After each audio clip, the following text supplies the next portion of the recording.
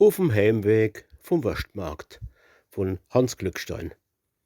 Miet, abgerackert, schlapp und ab, der Kleine mit de blaue Kapp, die Mamme mit verstaubte Kleider, der Pappe schwitzend wie 'n Trompeter, leger, nachlässig und bequem, so tappt man von der Kerbe heim.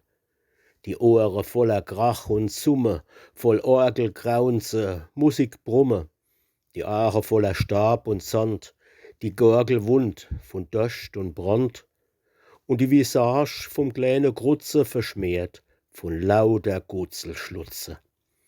Der Kleine hat 2 Luftballone, e Dutt voll Waffle und Makrone, e Peif, en halb verbogene Zwicker, e Zuckerstang, 2 gläserne Glicker, e Hottegeilche und en Wache und 2 Pfund Alpebrot im Mache.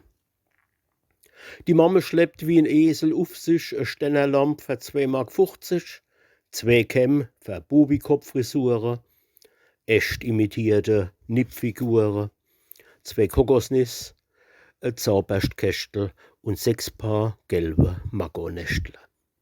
Der Pappe trottelt nebenher, der Kopf so voll, der Beutel leer. Er schnauft und stöhnt und schluckst und spuckt. Er hat zu viel ins Glas geguckt. Sei West steht auf, so tut er schwitze. Der Hut tut in der Halskaut sitze.